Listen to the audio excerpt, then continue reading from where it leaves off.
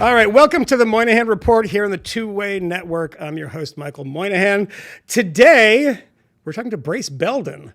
He's the co-host of TrueAnon, a podcast that started as a deep dive into the Jeffrey Epstein case, and I'm going to want to address that. And in the 6 years since, has spiraled out of control, taking on the global elite and New York Mayor Eric Adams. Before fame and fortune as a podcaster, Brace was best known for live tweeting the Syrian civil war from the front lines, where he served as a machine gunner with the Kurdish YPG. After that, he helped unionize workers at the Anchor Brewing Company in San Francisco, an effort which he described as being, quote, harder than being in Syria and certainly less glamorous. So I am extremely excited because TrueAnon, as some listeners would know or guess, is not exactly my politics, but it is tremendously funny. And I learned a lot from it, even when I was shaking my fist at the speakers. Brace, thanks for coming. Thank you for having me. It's a pleasure to be here. I'm excited about this. Can we just start with the Epstein thing? Mm-hmm. Because we have totally vindicated him. Okay, that's what I thought. We were truthers, innocents. Because I have been having this conversation about the craziness of some of the Epstein people, that you have the Trumpiest people on the planet, Kash Patel and Dan Bongino, saying, the guy killed himself. You know, we got a video, and everyone's like, they got to him. They even got to Bongino. So this story is kind of, resuscitated itself in some way. And then I saw that you guys started, I didn't know this, you had started, because I'm working backwards. As an Epstein podcast. Well, we had originally started, I want to talk about some of the Kash Patel stuff in a second. It's incredible. Yeah. But we had originally started sort of as like a send-up or kind of an actual like true crime podcast. We were talking about it, and then it just sort of took off, and we were like, oh, we can keep talking about it. But we quickly like sort of added a bunch of other stuff in, because I learned very early on that you can't just talk about the same thing every week. Yeah. Or twice a week, because you go crazy.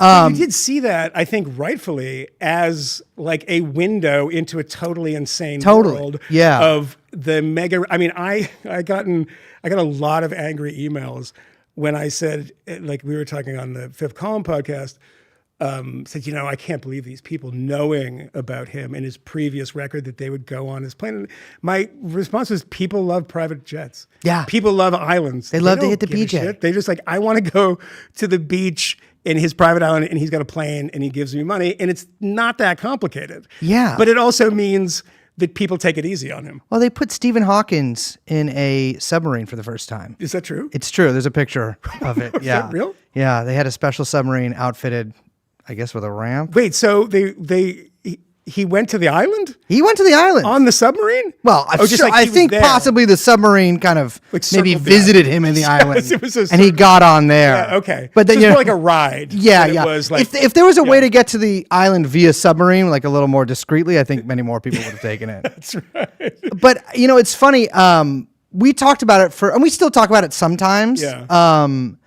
Obviously, there's just kind of less to go on now. Yeah. There's some actually pretty interesting stuff that's about to come out that I can't talk about. That people don't know? Yes, but I can't talk about it. So is that because people, and I won't try to make you reveal this, but is that because people know this background and give you information, say, hey, pay attention to this? Sometimes that happens. Yeah. In this case, that kind of happened, but there's just like, I think some emails. There's already some stuff that's coming out about it, like a fund that Epstein invested in with Palantir kind of like maturing and getting some money. Oh, wow. But some stuff from that vein. I think I saw something. Yeah, it was the New York Times did a thing on it. My co-host Camille Foster was talking about Palantir last episode, and I just stopped listening, and I'm sorry. Because we support them, right? Well, I just don't even know anything about it. I'm so bored by it. They're like an AI company. It is a boring Peter company. Thiel's involved, right? He is. Well, he is. He's like kind of taking a backseat. Yeah. They've got this new guy, Alex Karp. Oh, yeah, I see him talking. I read his book, and it came out at the same time as the Ezra Klein Abundance book. I read them sort of like,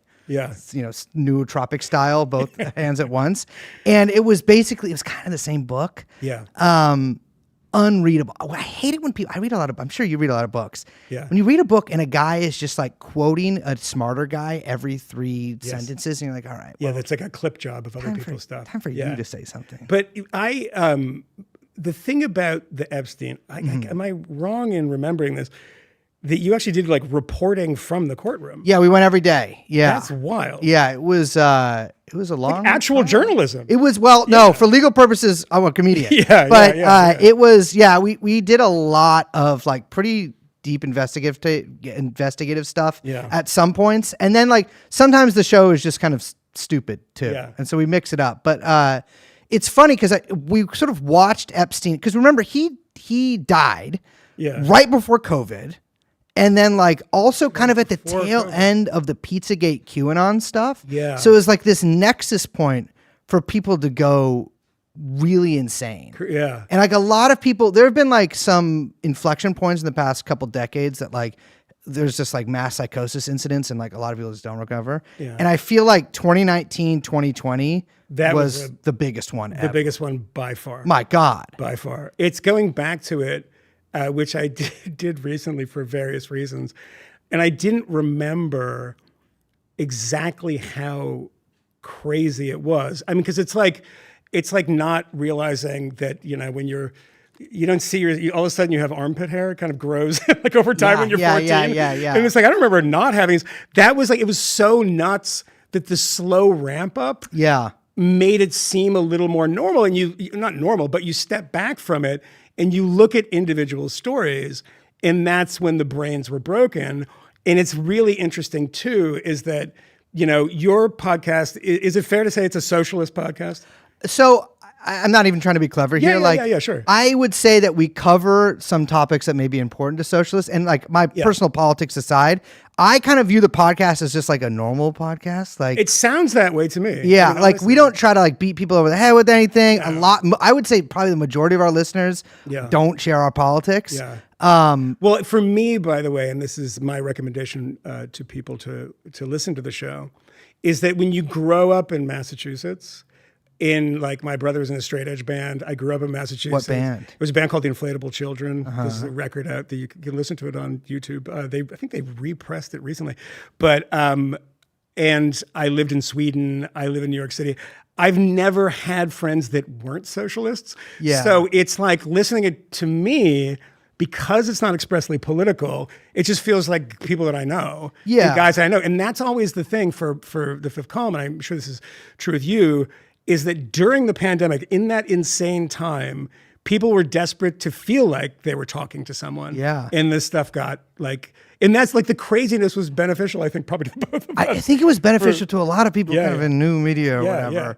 Yeah. I know, but I don't think it was good for society. It probably was not good for society. But the reason I mentioned the socialism thing is that was around the time it struck me that politics was breaking down in this boring traditional left-right way, in the sense that so many people that I knew that were on the left were more critical of things like identity politics, which were really kind of flowering at that time, than people that I knew that were kind of libertarianish or right of center. It seemed like there was like coalitions, which I think are breaking down now for a lot of reasons.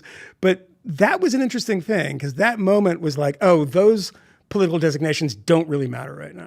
Yeah, I think a lot of people, it's funny because like I almost feels like identity politics is an outdated term. But mostly because you don't really hear it anymore. It was so prevalent between like 2016 and maybe 2021. Whereas like even if it's applicable sometimes today, like people will not really use that. But yeah, it was interesting. There was like people talked ad nauseum about like a realignment back then. Yeah. And like in some ways it kind of happened. In some ways I think it was like a lot of wish casting from people, like hoping for this big, sort of based economic populist Bannon-esque or whatever MAGA movement. I think that was a lot of people kind of reading and understandably like what they wanted to see in society. What's actually sort of shaken out is like, these sort of coalitions formed and then dissolved. And then a lot of people, even if they didn't go fully insane during 2020, have kind of like have residual insanity from that. Oh, I've seen a lot of it recently. Yeah. Oh, yeah, exactly. I mean, just to say like, it's drives me crazy to see all this stuff that like, this Trump, administration, we're against DEI, we're against DEI, we're against DEI. Yeah. And I say this as a Jew. Yeah. We're the only people it's illegal to be racist against right now. Yeah. You think that you're the only one that is illegal. We finally made it. We're the protected class. Yeah. I mean, if you can get up there and say, destroy Harvard for us. Yes. It's also bad for anti-Semitism, I think. I'm going to tell you, it's not. The Jews are destroying Harvard again. It's not going to be. I think a lot of people are writing checks right now that they're not really going to want to pay. But when you mentioned Steve Bannon, and I want to, because I've met him and interviewed him a couple of times, and it was a while ago, before 2020. No, maybe it was during the 2020 election, before COVID. I don't know. I don't even remember. But he struck me at that time, I'd met him before, that he was getting to a place where he wanted conservatism to be, should I say, national socialism? I mean, kind of like a nationalistic, social democratic. I don't know. After the camera went off, and I've mentioned this a million times, and now it's not even a surprise. He was praising AOC. Yeah. And like now he's saying today, like Elon Musk should be brought to The Hague. So funny. And it's because Elon Musk is a rich tech guy. Yeah. And that's the kind of, rudiments of it. Like, the thing that always struck me about Musk was that he was never to get into Bannon's good graces, because despite the populism, the economic populism of Trump and how, it's obviously very uneven. Yeah, definitely. But he would constantly tweet clips of Milton Friedman. Yes. And it's like the people that are super that type of MAGA are not going to like this, and he's not going to last. And it turned out that was true. Yeah, I think sometimes people like Musk, and honestly, people like Bannon, mistake a lot of popular support for them as individuals, or for the guy that they're kind of rocking with Trump as an individual, as support for a host of policies or Absolutely whatever. Yeah. And I think Elon kind of realized that, because it's sorry, you thought people were serious about cutting the deficit? Yeah. What are you, 5? Yeah, no, exactly. You know what I mean? That's okay, yeah, Trump said that once. Yeah, he said that because the other party wasn't doing it. Yeah, to keep in mind here that Republicans used to be the party that talked about this all the time and didn't do it. Yeah. Now they're the party that doesn't talk about it and doesn't do it. Which one did you thought that the guys before that were literally, we have to cut government spending, that is issue number 1 as a conservative. Now it's issue number 50, even if it's in the top 50, because, the big, beautiful bill, it's like, well, let's get rid of the debt limit entirely. It's like, really? That's what the Republican Party is? That's fine. Wow, okay. Well, it's because it's this cult around Trump, So what do you make of guys like Bannon, who, I interviewed Bernie Sanders once, and I've told the story a million times, when I said, look, some of the policies, trade stuff, and he said to me, the difference, Michael, is he's lying. And I said, oh, and then it turned out, by the way, now he's not lying. Yeah. In the sense that all the tariff stuff has gone wild. But do you feel, as somebody who has kind of socialist politics, that, okay, well, they're terrible, these guys, but there's some stuff in there that I like? Well, yeah. Listen, I love everybody. I'm the least judgmental human being on earth. Yeah. So even if there's some government that I hate, I can still be like, well, I like that they did this or whatever. I think taken in toto, which I think I'm using that correctly. That's correct. Yeah. These guys. It's just if you have an L, it's less pretentious. I know. I have no idea why. It's just. It always sounded to me like someone with a speech impediment saying total. But there's probably protectionist trade stuff that I could agree on or whatever. I don't think people always say that when Republicans do something that isn't maybe in the image of a 80s conservative Christian guy or whatever. They're like, oh, he's lying, or he's making that up. Well, maybe, but that also could maybe just fit in his worldview too. I think there's a lot of people who should maybe know better, who have these almost very modern, kind of vulgar definitions of what a conservative and what a liberal is. Yeah. And it's weird because obviously they didn't used to be like that. If you study history, there have been wide varieties of beliefs in both major political parties in the U.S. 1952 is a great example when Republicans didn't know what Eisenhower believed. Yeah, exactly. And Taft was the kind of backup. And Taft is like Trump. Very populist. Piece of shit. The other, which Taft? President Taft? Or because I think it was his cousin, or not his cousin, nephew or something. You got to check that. This is Taft. Bob Taft. I think he was from Illinois. I don't know. I'm really blanking now. This is the third thing I've recorded today. So give me a bit of, but look it up. Okay, but because I see that Joe Rogan show, and there's a guy that you keep yelling at, and he tells Jamie. He looks up it up, and AI is going to replace Jamie. Exactly. You had an AI episode recently, and this is the schizophrenia of this show. I was going to do something, and I decided I've never met you, so I'm not going to do this. Jason put together something on Google LM. Do you know this? Google Notebook LM. Yeah. Which is kind of bizarre. And it was just a bunch of articles about you and fed in links. And it produces a podcast about you. Wow. That has 2 hosts. And they're talking, and it is absolutely stunning. Yeah. But they just mining stuff from your conversations over the life of the podcast and interviews that you've done. And these 2 people are having a conversation with you, and it's completely AI. And it's bizarre. I mean, this kind of. I was going to play that for you, but I figured it would be this. weird. I still want to hear that after. This is actually one of the things I kind of wanted to talk about a little bit today. Yeah. Is that I think all of the kind of a lot of the conversations that people are having now about economics, about like society, about whatever, if things kind of continue apace and I'm fairly skeptical of any claims coming out of like tech companies or whatever. Mm-hmm. But if, let's say, even like a medium term vision of what they want comes true in the next 5 or 10 years, and there's like huge percentages of white collar jobs that are just completely wiped out, let alone whatever other kind of shit that they're doing, I think we're going to be looking at like such a different fucking country. Yeah. That, and like a country that I think that like is kind of in a way like in large parts like unprecedented, that like I don't think anybody has a plan for what's going to happen. No, and I'll say I appreciate the fact that I was going to disagree with you, but you didn't say what I thought you were going to say, which is, mass unemployment and, chaos and stuff. Because I have a more positive vision of it in the fact that, streamlines so much stuff and will create new jobs and make us better and healthier. I mean, I'm a diabetic, and all of this stuff, it makes me so excited. Like technology and tech companies save my life every day. Yeah, yeah. And I'm waiting desperately for this artificial pancreas and all these tech companies. And, this is the reason I'm not a socialist, is that the profit motive is great for my health, because they're like, they'll make a lot of money. And I love the fact that we are an overweight country, because type 2 diabetes is kind of the same. Like, it's not really the same. Yeah, I'm type 1. Yeah. The one, I couldn't help it. You were born with it. I was born with it. They You have the diabetes ate their way gen. to it. Yeah. A lot of, sorry, people. We're all in the But same. We're all in the same gang. You have it too. But yeah, I think that there's going to be enormous disruption, and nobody really knows, and no one can predict it. But I always go back to the tractor was going to do this. It was going to ruin all the farm jobs, and it just made everything different. Yes. And people were more productive, and more productive jobs than less productive jobs. Well, it's funny because so now you might disagree with me. Yeah. Because I agree that while there have been like huge social disruptions because of like technological everybody fucking knows this. I don't even know why I'm saying this. It hasn't really affected like white collar jobs as much. And the fact of the matter is, like, a lot of jobs right now kind of are like fake jobs. Yeah. As a libertarian, I can't tell if you hate this or love this. But there's a lot of the fake jobs. Is this like Keynesianism? Yeah.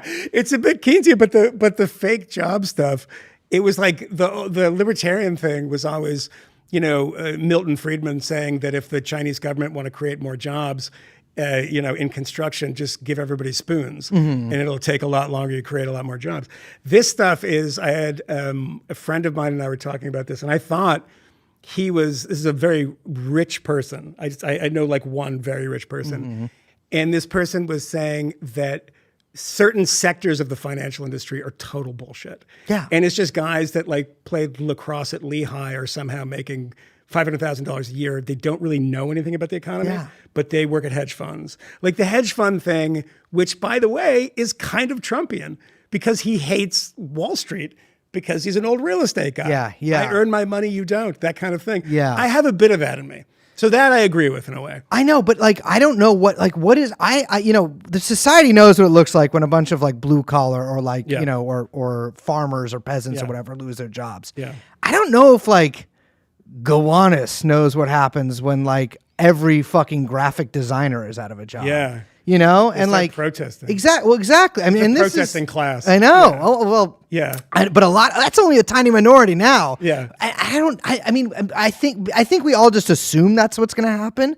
But I think probably the more realistic thing is just like everything kind of just gets a little worse, and like people have this sort of like this sort of malaise that I think a lot of millennials and Gen Z especially might have, where they're sort of like, I don't know, this like technologically induced, sort of but like spiritual thing. It is a spiritual thing. And I think that so many people that I knew that were like neocons became like trad Catholics. Exactly. And I see this more and more. And I think that is a result of just this techno-utopianism, draining the soul in a lot of ways. But it is funny, and it is the time when I really sound like an old person when I say, like, God, it's so much better than it was before. And so many people don't understand it. People that I know, people I know as kids, it's like the AI stuff is, I saved money. Like, I eliminated or helped eliminate a working class job not long ago when I took a picture of a wiring situation in my house, and AI told me exactly what it was, and it saved me a call to somebody, some hardworking guy that was probably going to charge me way too much. Yeah. But I just did that myself. So in a sense, the disruption is real, and I experience it. Saves me money. It hurts them. But it's amazing that I can do that. I know it's amazing. It's funny. I think there's some people, and I'm sometimes like this. Yeah. But like have this like knee jerk, reaction to any new technological whatever advancement where they're like, it's bad, fuck it. Yeah, I'm actually like, I can swear, right? Yeah, of course. Okay. Yeah. I was like, I don't know, but I'm sitting in a chair and everything. It's filmed. Serious. I'm not exactly like that. Like, I do think there's like a lot of really amazing stuff that has been invented, a lot of bullshit that's been invented that wastes our time and makes us go crazy. But I think that there is also just this growing, and this is something that I think we've sort of seen express itself in these sort of sideways manners. And you kind of cover this stuff when you talked with Josh Citarella a little bit. Yeah. But like this sort of malaise or this like also like unraveling of a lot of people's minds just sort of by this reliance, not only on technology, but like in this world where you interact with people so much less. For instance, like, right, like you could repair this wiring thing in your own house, which that's great. Fantastic. I probably couldn't even do that with AI. Yeah. Because I'd be like, what if it's hallucinating? Like, what if it's turn all the power off? Make sure. I guess you can't That's get for you kids electrocuted at there. home, too. So I wouldn't have done that. You probably wouldn't have done that. Well, how will I know if it's working? But in Europe, you die. Here, it's only 120, so you survive. Yeah. But I think there has been this sort of like unraveling of a lot of people's psyches in this, like in sometimes minuscule, sometimes quite large ways. Yeah. That I think is going to get worse. And a lot of people like to predict like this will lead to my hopeful political outcome. Whether you're like when you're like a Nazi, whatever guy, you're like people will be exposed to the crimes of the blacks more via short form video. Or if you're like some sort of utopian left wing guy, you're like everybody's gonna we're gonna have fully everything's gonna be automated. We're gonna have this wonderful whatever world. I think the more likely, and maybe those things will be true in the far future. Maybe we'll be techno-Nazis or whatever in 100 years. But I think in the short and medium term, I think a lot of people are basically just going to go fucking crazy. Yeah. And I don't think it's really going to come out necessarily. I mean, we're seeing it now. Yeah, you see it all. You see it all the time. I'm sure you've known people who have just lost their fucking minds. No, I think one of the best examples for me is I did a couple of, like half-an-hour documentaries for Vice. About the Trump administration the first time and then, the election in 2020. And one of the takeaways that I think like everyone, even on the crew, like camera people, whatever, is that you would go to these Trump rallies and everybody was so nice. So nice. They're like the nicest people. And they're just like, I realized that they were like lonely. And I always mention this one woman who said, I came here to meet my friend. And then it turned out she'd never met. It was a Facebook group. Yeah. In this place in Florida. But then you talk to them and they'd gone crazy. They're the loveliest people in the world. And they'd be like, oh, you're fake news. And then laugh and then want to take a picture with you. But right after it, like the QAnon stuff, like every wild conspiracy theory, which was like the cost of entry to being in that club. Yeah. And it was just this weird psychological phenomenon. It wasn't really a political phenomenon to me. It was a social one more than anything. Yeah, it's funny. Like I've had literally the same exact experience when I was in Philadelphia when Trump did a rally at Temple University in I guess a year or two ago. Yeah. And a year ago.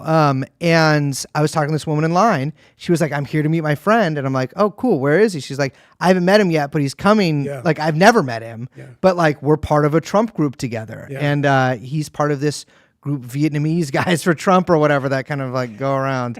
But and I've been to a number of like a pretty, not huge, but like I've been to a decent number of Trump events or just right-wing events that are sort of Trump related. Yeah. And that was the big commonality I found in all of them. It was like a lot of people, A, looking for community, and B, hated the libs. And I could not really tell you what each of these people necessarily thought about politics on their own. A lot of it was just, I believe the opposite. Meaning that there's no like ideological superstructure. Yeah, which is it's just like the libs strike me as annoying. Yes. And it like the people that in the 70s and 80s that used to, put the Jane Fonda sticker on the back of their car. It's like, well, it's not really a political point. It's like, but she's a traitor and went to North Vietnam kind of thing. Like what did you get when you are, and I'm sure you talked about it on the podcast, like the accumulation of your experiences there, like what is right-wing politics in America to you now?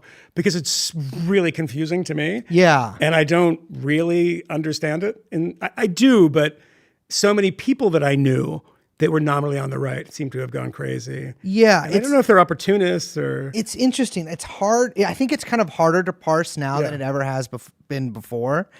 Sometimes it's like kind of a coherent MAGA, like people trying to make something out of MAGA.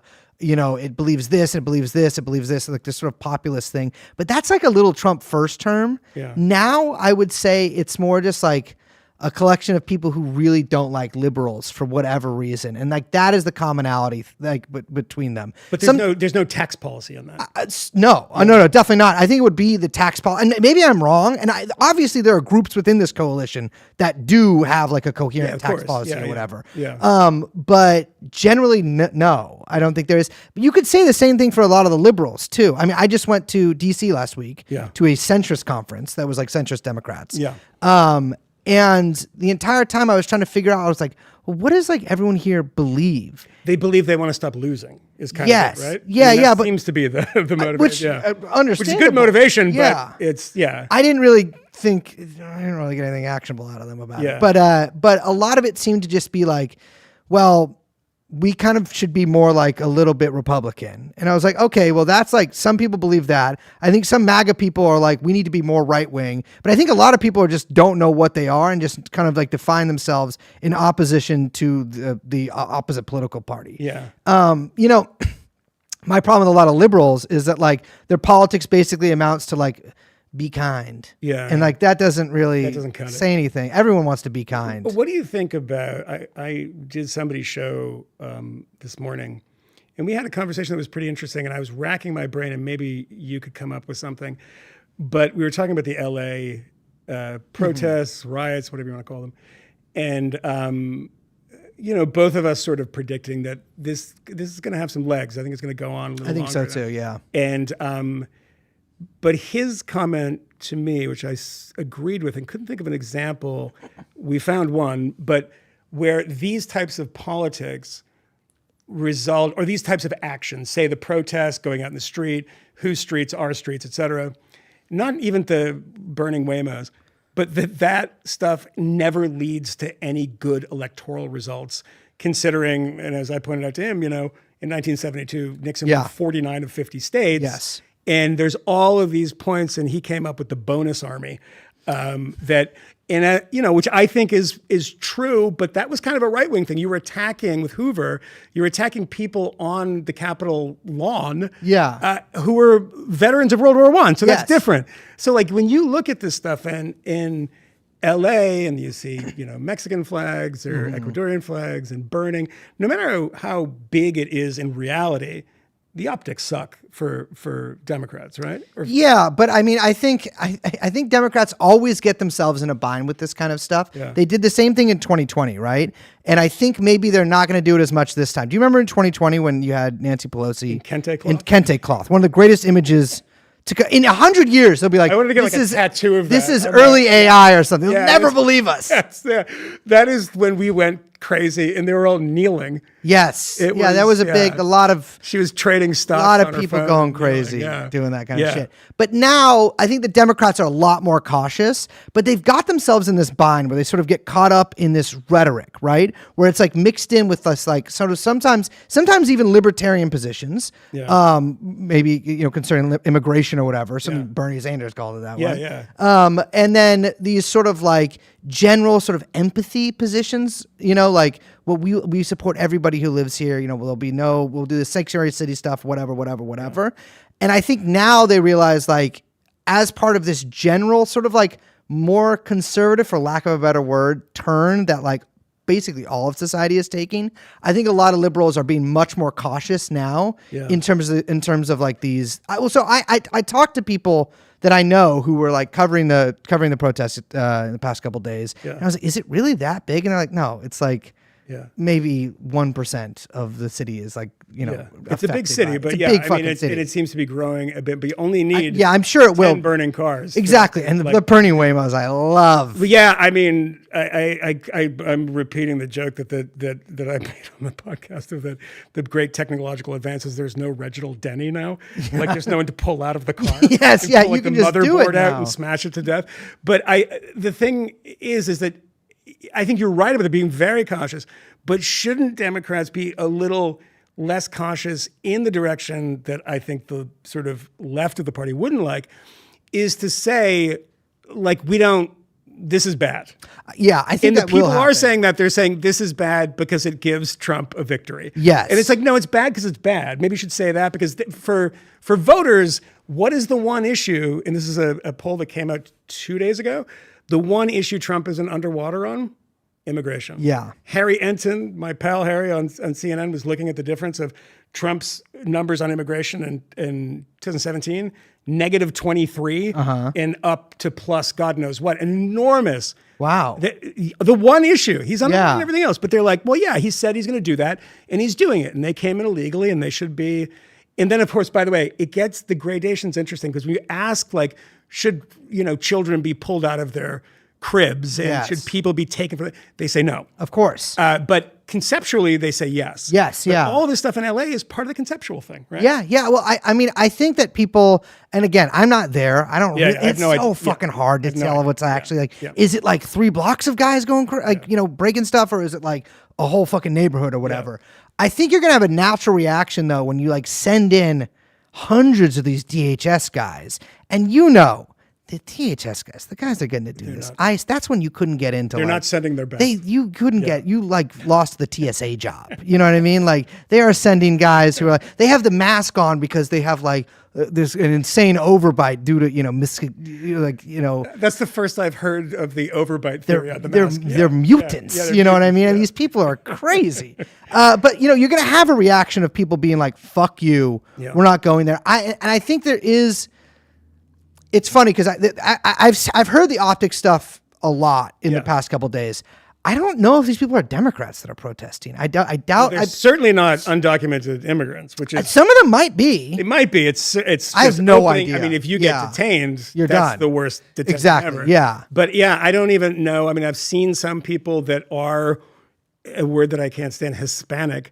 But, it just seems like a mix. I mean, the keffiyeh, you always look at the keffiyehs in the overview shot. How many keffiyehs are we saying? And then that's the Omnicause protest. And it's like, is it the Omnicause protest that is, Ramsey Clark and International Answer? Yeah. Or is it, people who just happen to be liberals? It's hard to tell. And people are making enormous assumptions based on, like, I'm not on the ground. And I think it's really important to point out that I'm not on the ground, haven't been on the ground, and actually haven't even talked to anyone on the ground there. I have a friend who texted me right before this, and she's there, and she's doing some reporting, and I trust her, and I'll check in. But I mean, the instant, I guess it's back to the technology thing, the instant desire to communicate your ideas when you used to be able to let them mature and then wither on the vine because they were wrong. Yeah. Now you're just putting them out there immediately. Yeah. So much of it. It's people. I think that they're saying they're firing mortars. Yeah, I was like, no, that's. Do you know what a mortar round is? Yeah, but there would be a lot of dead people. One of these. If I've been mortared, it sucks. It's not fun. Yeah. I mean, I do think that I agree that like this is the start. Probably we'll see. Yeah. Because now that I say that, I'm like maybe not. Yeah. If the Trump, like if Miller keeps like sending these guys out to do these giant sort of showboat raids on like, LA, maybe New York. Yeah. I think you'll see like a lot of this kind of thing. The thing is like, there's so much of this stuff. I mean, 2020 kind of accepted parts of it or parts of the country in 2020. But like a lot of the times, like it's, these things are sort of blown up. I'm sure you've been at something where you've seen 20 photographers kind of around a burning train, right? Do you remember that picture? Of course, From yeah. 2016? Yeah. The person I was on with today, if you can find that picture, that's the best. This was, because I was there, sent by Vice, and the disappointment. Oh, yeah. That, like, calling back to headquarters that nothing's happening. And if people don't know what we're talking about, there was a trash can that was set on fire in DC, and a circle of about 35,000 photographers kneeling down, taking a picture because they're like, we got to get this one. It's the story we want. The narrative is set. And it's like, guys, I mean, that didn't come out because you had to be a few more. Exactly, yeah. But they were like, just in case. That kind of thing is extremely depressing. But how does this look? What is the kind of left plan? I mean, who is your faction? Like, are you somebody who says, we have to go more left? I just had Jeff Jarvis on. He was like, they got to go further left. The Professor Jeff Jarvis. Yeah. I was only made aware of the Twitter account. That after, I don't know how I did miss this.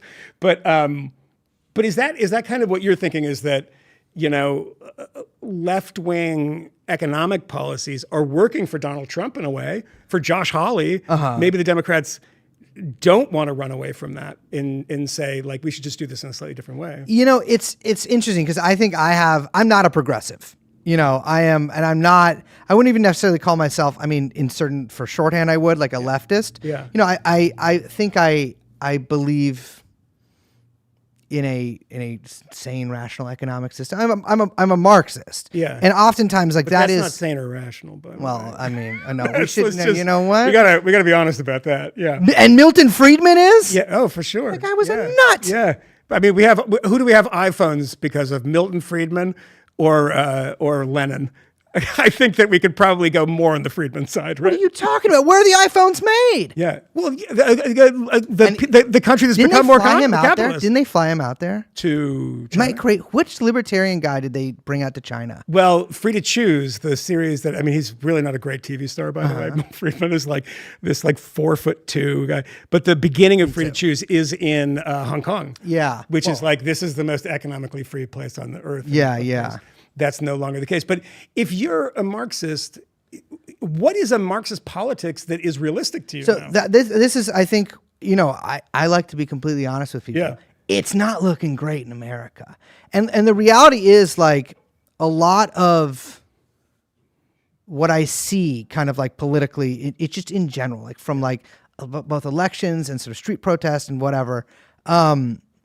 The one thing that is lacking is any kind of overall organized plan. It's what's so funny when I hear people talk about, like, listen, like they're putting out these bricks at these protests, or like there's a political party, PSL, which I'm not a member of, or have no affiliation with, but that it gets some money, I guess, from this guy, something Singham. I can't remember his first name. And they get maybe like a few $1 million or whatever. And people are like, well, they're like the ringleaders, like they're in charge of everything. And they're part of Answer or whatever. Yeah. But the reality is like there's maybe in some cities like 40 members of these groups, and they just have all the signs of the protest, or like they have some semblance of organization.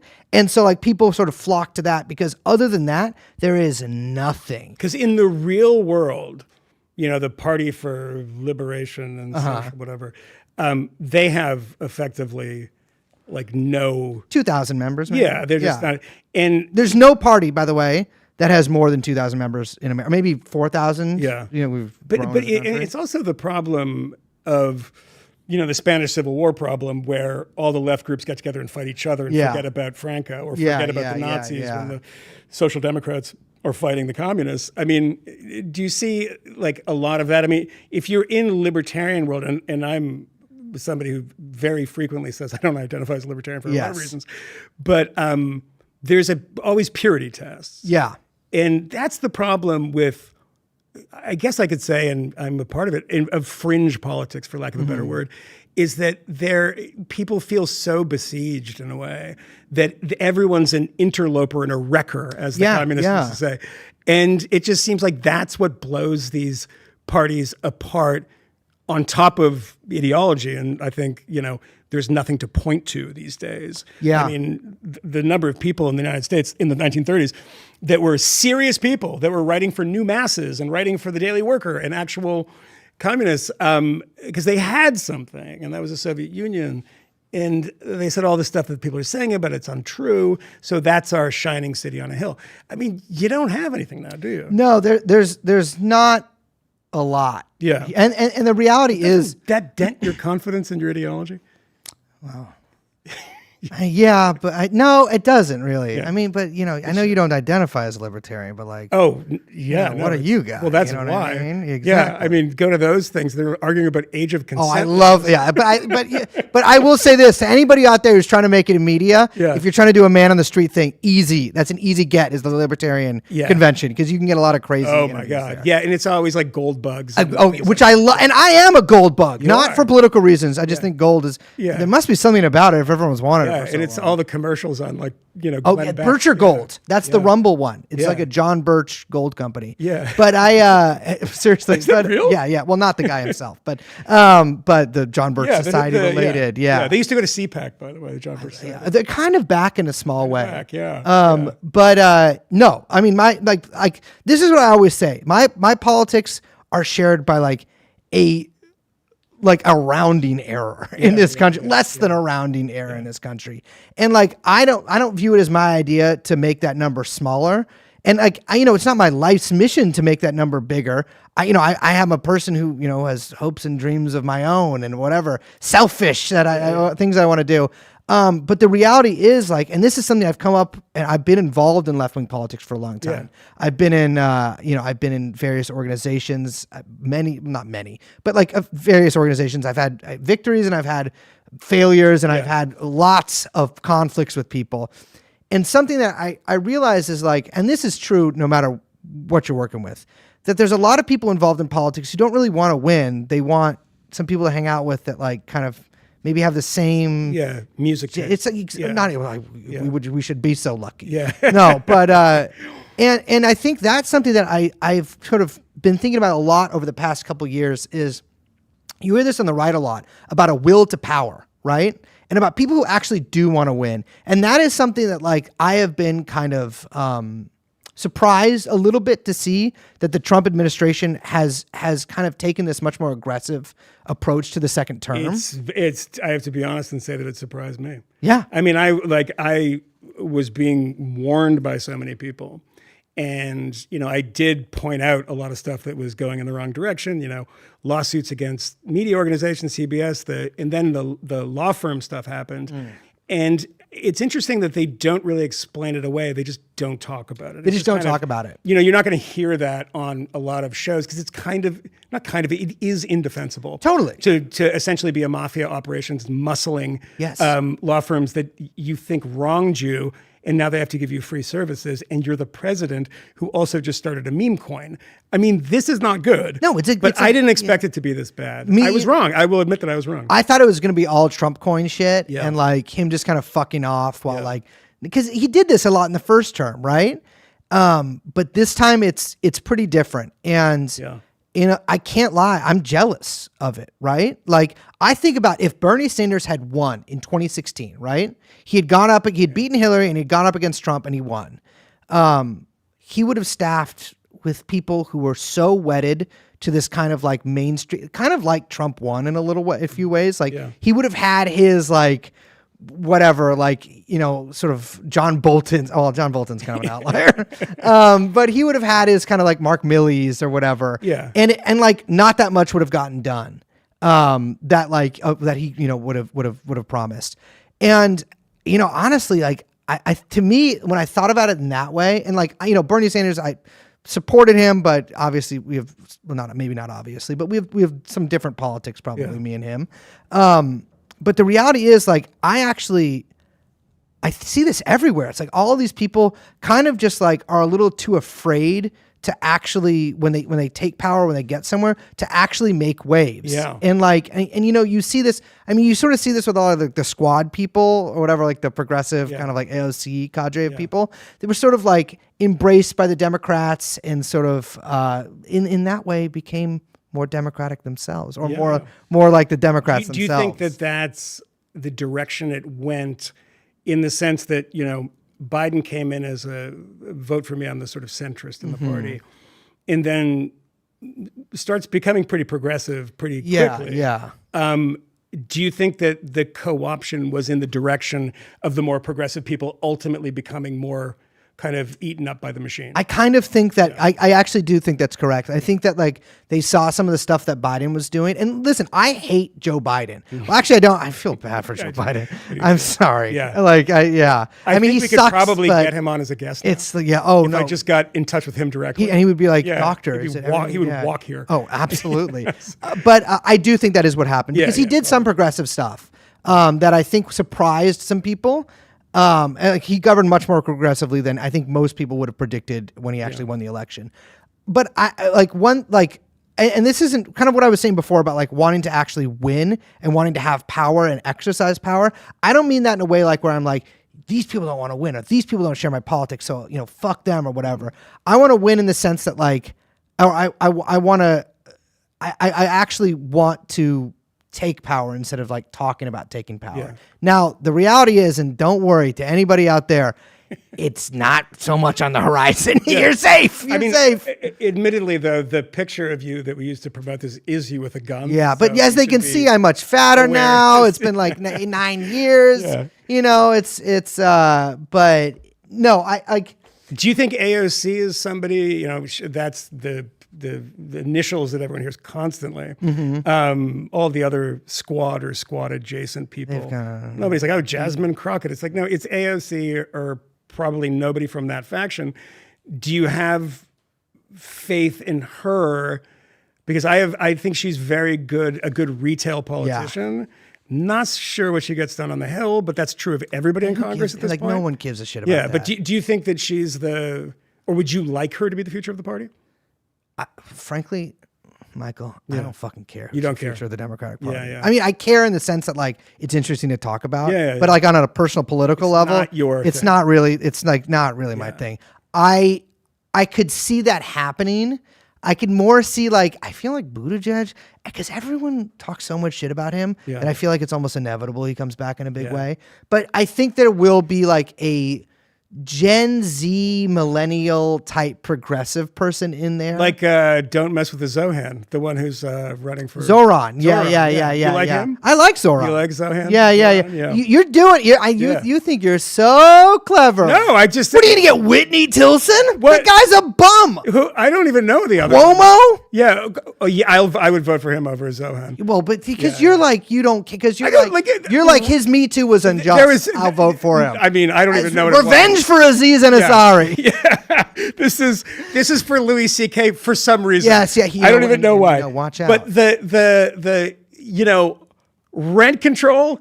I think there's something we've tried that has never worked, and we're not going to do it now. I live in a rent stabilized apartment. And how much money do you make on Patreon? $5 billion a year, and of course I have all my It should be investments. you. It should I have be all you. my my It should apartments. be an undocumented Let me employee. tell you, I'm still making. Listen, all of our employees are properly.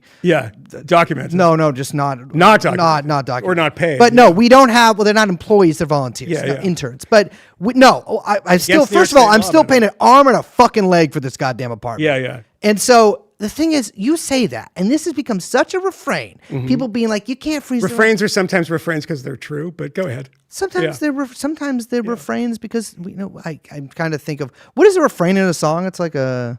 The thing they do over and over. I know. I think, yeah. Screwdriver had refrains. Think Yeah. about that. Yeah. Do you like if you those? don't know, Ian Stewart. Yes. I can't believe I knew that. He can believe it. Talking about. I do not know. He's a famous musician. Eagle, Screwdriver, by the way, for those people listening who don't know, was a Nazi band. Nazi from band. Pretty much the only Nazi band that's ever made it out of the muck. Because they had one first non-Nazi record and then they went Nazi. Yeah. So they had a little bit of And it used to be people in the punk rock world would always be like, they're pretty good though. That was always the thing about it. As an enterprising Jewish man, I was like, I got to get together with a Pakistani guy and a black guy and sell basically permission to listen to this record. You should just do a 25 Screwdriver each. cover band. I know, or I should I was thinking about that, of bootlegging Mein Kampf and being like, it's okay, all the profit goes to a Jew. You're all good here. But I want to say, there is like rent stabilization on so many apartments. Yeah. Eric Adams, when he fucked with the rent board, they basically are having like the biggest increase that there's been in a long time, right? Mm-hmm. Bill de Blasio froze around 3 times. You don't hear anybody fucking freaking out about that. It didn't destroy the city. No, but we have a problem with availability of apartments, and that's most economists believe. Well, yeah, but this that regulations as far as building. Not to sound like Ezra Klein here, but regulations. You do on building. That's particularly true in San Francisco, which is where you're from, right? Uh-huh. And rent stabilization, rent control, et cetera. I mean, I had a friend who did very, very well in life. He passed away about 6 months ago. He's a radio host. He lived in a place called the Apthorpe, which he lived next to, I think, Dustin Hoffman or something. And they were trying to get him out of there, and they still can't because his daughter moved in at the last bit of his life. Well, and it goes to him. And so there's somebody there like, Jesus Christ, I got to get rid. And there's a lot of those stories. New York is the only place that I think that lets you pass down. Yeah. That you'd have to admit that's but bad. For almost my entire adult life, until like the show started like getting big and stuff, the only reason I've ever been able to live in the place that I was born was because of rent control. And so like The Economist, first of all, as well, and as a libertarian, you should know this, kind of fake. Which one? A lot of economists. Economists are fake. It's kind of fake. It's a little bit fake. The most Trumpy you've gotten. It's kind of fake. It's the economist. He's the president. Neither you nor I know. I didn't make it there. But it's a little. They say all kinds. Yeah, I don't think that one's fake. But yeah. But that's the reason you're gonna vote for Cuomo. Well, you're not a Democrat. I'm a Democrat. I actually don't live in the city anymore because Cuomo. The city tax. Well, yeah, that's why I'd vote for him because neither of us. You live in New Jersey? No. Where I live, Brace, is not. You look into the camera and say the full address right now. They'll bleep it. They'll bleep it, I'm sure. Yeah, no, I don't want the IRS on my back. But I support that. And this is the thing. I break with all you progressives. Yeah. Paying taxes. Harvey P. Card. What are we gonna fucking? Oh, great! I get to pay taxes. They go to what? Fucking the MTA. The MTA. Well, no, state taxes are fine, and they're not that bad. Yeah. But to federal taxes, my brother. Well, here's the thing. This is what everyone should know about Brace and his show. I did say it was successful. You heard me say that. It is, in fact, and I'm not going to give you any numbers, I don't know them, one of the most successful shows on Patreon, which means this man is in the 1%. Oh, yeah. You're in the 1%. I'm in the 1%. I have a class mobility. I've gone up there. Are you mad at taxes now that you have to pay them? Well, here's the thing. Actually, I don't know if I should say this. No, it's probably fine. Let me ask you, Jamie, how long... Is there what's it called? Like when you do a crime, you can't be arrested for it anymore. It's a fucking common phrase. When statute of limitations. Yeah. Is there a statute of limitations for taxes? Probably. Yeah, probably. I think so. Yeah. I'm just going to be honest. There were points in my life where I did not pay them. Yeah. For many years. For many years. Yeah, but you're probably not making any money, so. That was also true. I got paid under the table until I was like 20. Wow. You should be out there rioting in LA. You seem like that's. I worked with undocumented guys. But would you object to me saying you're kind of rich now? No, I'm not. Why would I object to that? Okay, I don't know. Some people deny it. Deng Xiaoping, to grow rich is glorious. Yes, exactly.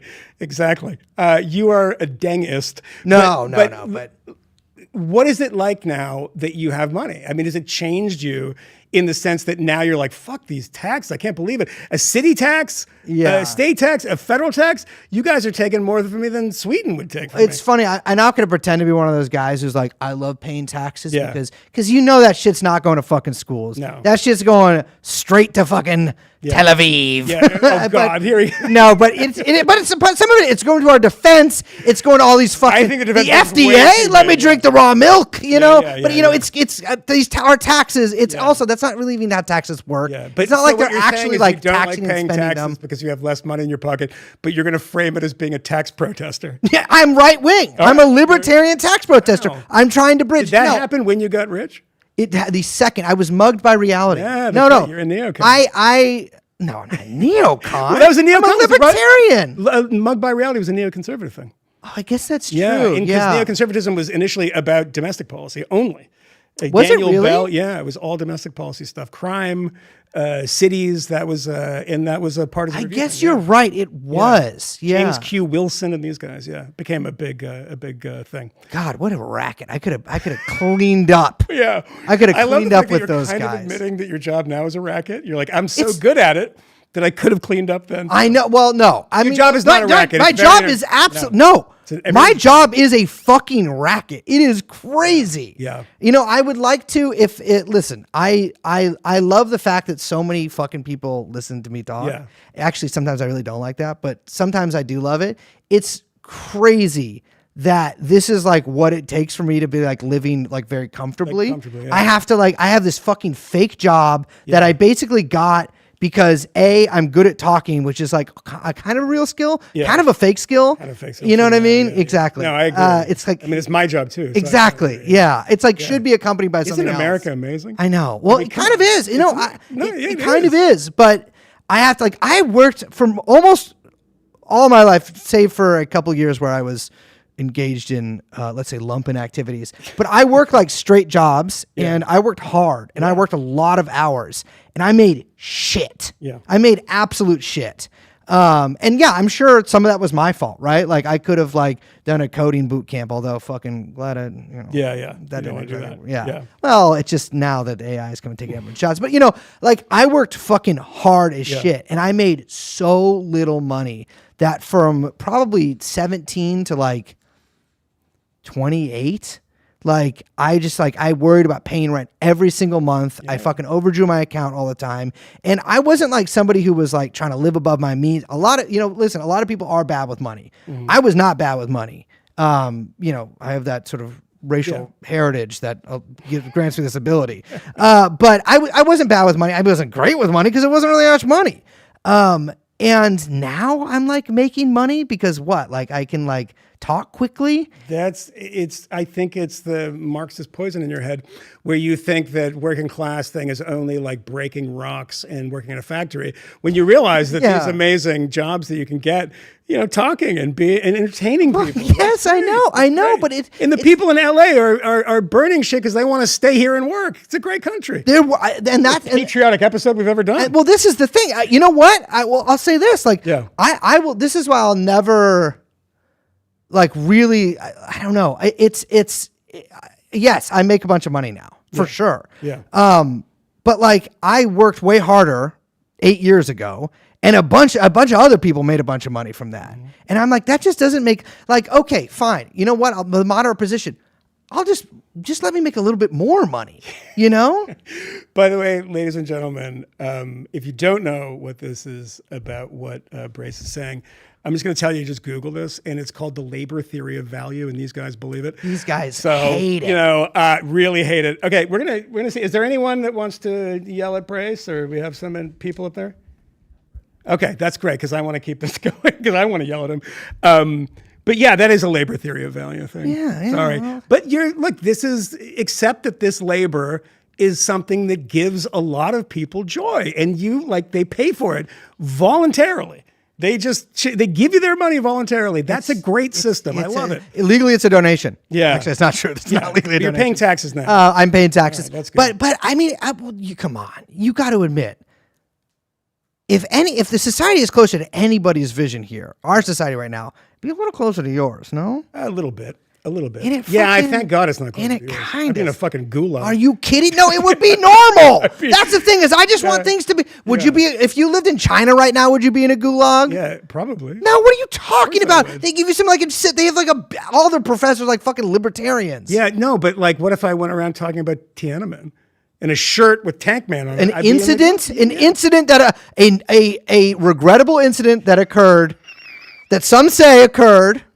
By the way, this is when you know that guy didn't even get fucking run over. Yeah. I'm sorry. I want to know. I want to know what was in those grocery bags. Everybody knows this is when you know you have a real live Marxist in studio when he's like, okay, there was a regrettable incident. There are a lot of different opinions about it, but yeah, Tank Man. Let's think of libertarian regrettable incidents. Well, look, come on. There's so many. Everything's been great. Oh, I just had this guy, John Coben, I think his name is. He did this. He just DM'd me earlier today. He did a did a Gulch thing in not my Chile. My I know. But in Chile. Yeah. And he later shot someone at a protest Like he's one of those guys. You know, Wow. he was like in Sons of the South or something here. Chilean January 6th, kind of. It wasn't a libertarian protest. It was like a left-wing protest or something. He went shot there and shot a somebody. guy. Yeah. Wow. And he didn't kill him, but he did 6 years. Oh. And we did a show on like libertarian like escape things. Yeah. And we mentioned the Galt's Gulch one because it's so funny. They're all, I mean, we're going to we're going to get to some of the question here, but you know how insane all these people are, is that when I realized I was not really one of them. Yeah. And I'm like, I think on balance, the market is the best way of arranging society. It's about where I'm going to go, is when I met, I think, can I say, I can say this publicly, Milton Friedman's grandson. And he was talking about living on oil derricks. Speaking of Jeffrey Epstein. Yeah. Oh, no. Oh, yeah. Oh, is it on your show? Well, I actually talked a about long time ago, but Patrick he got some money from it. All right. I'm not gonna, I don't have any evidence of this, and so please don't sue me. But you got the internet. He told me he did. You can watch. He told me he did. But he was one to live on oil derricks, and I was seasteading. Seasteading. I love these guys. That's totally insane. All right, who do we have, Jason? Ian. Anne. I was saying Ian. Anna. Hi, Anna. How are you doing? Yeah, Anne. Mark had said for us to roll over to your show to check it out. You're Two-way forced. tonight. So here I am. Yes, I forced you to come over. He just keeps trying out the other one, so I always watch his. But anyhow, so I have a point of trivia. When I was a senior in high school and went to school in Oakland, this is for your guest, believe it or not, our senior class toured Anchor Beer in San Francisco. Do you mind me asking, this is a very impolite question, what year this was?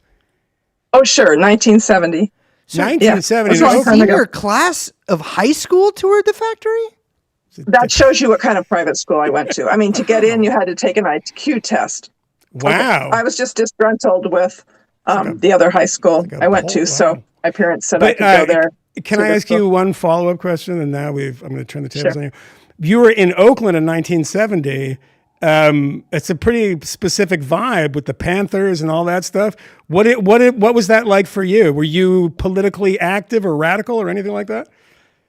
Or conservative? Being that I was 17. No, I grew up in Orinda, so your guest would know that.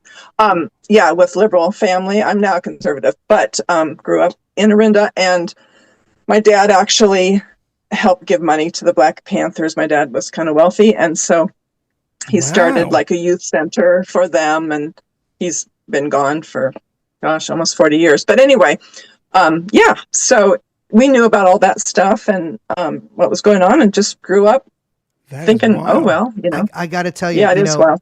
When I was 13, 12 years old, actually, the first girl I ever really had a huge crush on, was in love with, was a girl from Orinda. Oh, unrequited. I thought you were going to say it was related to Eldridge Cleaver. Yeah, it was Eldridge Cleaver.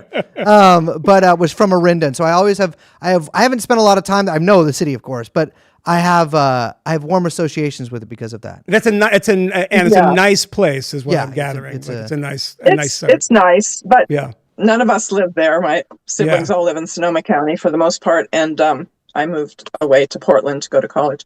But anyway, the other thing I wanted to say about technology, not AI as much, but I'm a deaf educator, okay? Deaf as in hard of hearing loss people.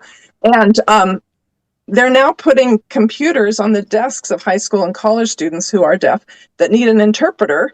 And then that's how they're going to get their information. And from my experience all these years, it is not effective. Yes, that person's giving their signs, but you need to see somebody live, and you need to see the teacher live so they can watch both and get the full meaning as much as they can. So it just kind of, I don't know. It's part of it's because we have a hard time finding people. Yeah, let me ask you a follow up to that, because I mentioned to Brace that the great thing about so much of this technology is I'm a type 1 diabetic, and it's prolonged my life. It just truly has.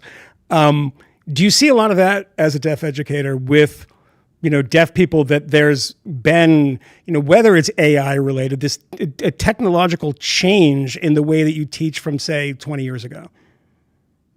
Not teaching, but for communication. Mm-hmm. They can communicate with each other And I started seeing that because I started in about 1996 or so, in Nevada. So anyway, as we got that going, then I saw they couldn't communicate to their family if their family didn't sign. But then I noticed some years later, I had a high school student, and she'd sit next to her mom at home, and she would text back and forth with her mom. Wow. And that's how they could communicate. So it opened up a whole new door. The BlackBerry was their biggest thing initially, but now they have so many other things. And the the video relay, so that you can call and they can see somebody signing who's the in-between person. So I'm calling them and using my voice, but then that person's signing to the person who can't hear my voice. So technology has been really, really great. I'm just burdened because someone will say, well, Anne, you're retired now. You could get a job, as, what do you call it? Anyway, a remote deaf and hard of hearing teacher. I said, yes, but I can't check their hearing aids. I can't, it's just really disappointing that they have to use so much of that for them to get their language.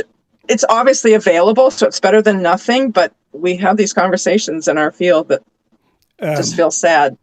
It's not as meaningful, but yes, technology has been great. And I have a student that's deaf and blind that I worked with, and he uses AI to communicate, like on Facebook.